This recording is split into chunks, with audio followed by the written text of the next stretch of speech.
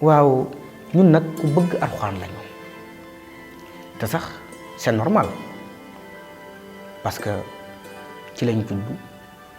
ci lañ yaru ci lañ màgge ci lañu toqantal kon lu alxuraan am yéene nañ ko bu nu sañoon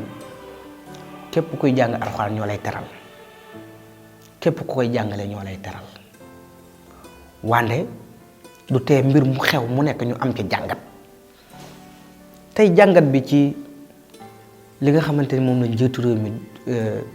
moom lañ organisé muy wàll njàngum alxuraan tari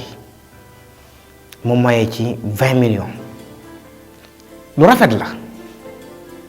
ndax alxuraan lañ ko defee waaye ñun dañoo gis ne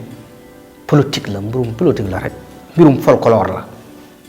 te alxuraan nag mbokk yi ñun ay jullit lañu ay croyants lañu ay pratiquants lañu mbokk yi war nañu passé fu ñu koy politiser war nañoo passé fu ñu koy defee folklore ndax loolu ko tedd ki Cheikh Ahmadou Bamba Xaadimu Rasuul da ko fay jëli ndax buñ njëkk am kàng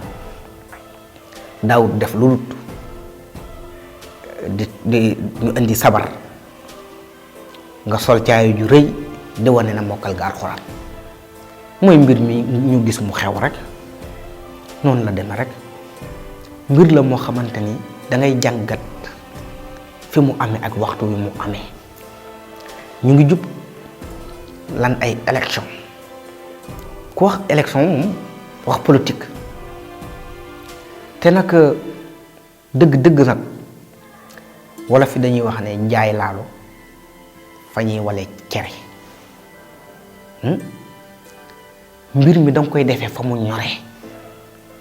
mbir mi danga koy defee fa mu ware waande suñu bàyyee ba nga xamante ni ay élection jub si na ay élection yegg si na tabbi nañ ci rek waay kenn ku ne mën nga politique ak nu mu la neexee waaye téere bi yàlla bii nga xam ne nun noo ko bokk muy alxuraan te mu am nun ko doon dunde ak nun ko doon doxale te sëriñ bu mag bi jële ko ca foofa nga la waay buñ ko fa delluwaat jële ko ci folklore jële ko ci ay fooki caaxaan nga la waay buñ ko fa delluwaat li tax yàlla moom loo ko alxuraan mu ne yàlla moom loo na ma alxuraan Sëñ Tuubaa daf noo won naka la ñuy fonkee alxuraan naka la ñuy wege alxuraan naka la ñuy màggalee alxuraan naka la ñuy màggalee ñoñu ko alxuraan loolu sëriñ bi dañu koo jàngal ci jàngalin wu gën ci jàngalin wu gën a yomb a xame ci jàngalin wu gën a yomb a comprendre ak kaza ay murid lanu ay jullit lanu ay ndaweel alxuraan nañu bu nu gisee ñu ne xelelu jigéen mokkal na alxuraan tari na ko ci tarin wu rafet organisé nañ bés bu mag ñu jox ko 20 millions dana nu neex waaye forme ba ak defin waa organisation bañ ko organisation ak la ko lal ndax nag mën nga tënk bëti nit ñi mën nga sëlam bëti nit ñi waaye xeli doomu aadama yi mënoo ko tënk rafetlu nañ nag ne alxuraan nangu nañ ne képp ku koy jàng wala ku koy jàngale yéene nañ la loo am loo ca am yéene nañ la ko waaye daal jàpp nañ ne di ko politiser daal moom du yoon ñooñu alxuraan waruñ ko nangu ñooñu daara waruñ ko nangu sëriñ si it waruñ ko nangu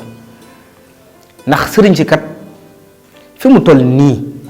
ci ñi ma ko sañ wax ñu bare ni nu bëgg tudd kay nangu nañ ne sëriñ war na mën a politique nangu nañ ne kilifa diine war na mën a politique waaye ci yan anam ci yan forme la war a defee politique ndax daf ko war a defee comme ne nu ko xamee fii ci Afrique de l'Ouest particulièrement Sénégal déedéet boo doonee doomi sëriñ doon doomi daara dafa am lu la différencier ak ñeneen ñi waaye nag boo ñëwee rek di def ni nga xamante ni noonu la ko nit ñi daan defee wala yeneen politiciens yi noonu lañ daan defee politique kon da nga yem ak ñëpp di te nag loolu wërta ne li wërta am mooy yow mi nga xam ne doomi daara nga juddoo ci daara yaroo ci màgge ci loo am daara la ku la màggal daara tax ñu màggal ndax fii kuñ fi jox cër ci daara la jóge foo gisee nit mën a wàcce sa bopp yëkkati ko ci daara la jóge te nag ndaw ñi ci ëpp dañ nañu réer de xam nañ bu baax a baax fi ñuy teg seen tànk te sax ma waxee ko ci waxinu xorom xàmmee nañ jànj ak jor xàmmee nañ loolu moom kon nañ bàyyi xel ci mbir yi ak ni muy doxe te xam ne passé nañ jamonoy naxante ndax li ëpp ci ndaw ñi yeewu nañ xam nañ bu baax a baax fi ñuy teg seen tànk kon tey seen jàngat bi loolu la woon ñu ñëwoon fas yéene ci indi suñu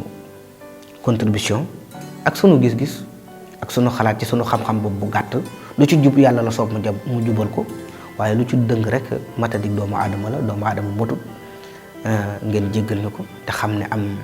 yéenay laabirante gi yéen ak leeral moo tax ñuy wax wasalaamualeykum wa rahmatullah fi amanillah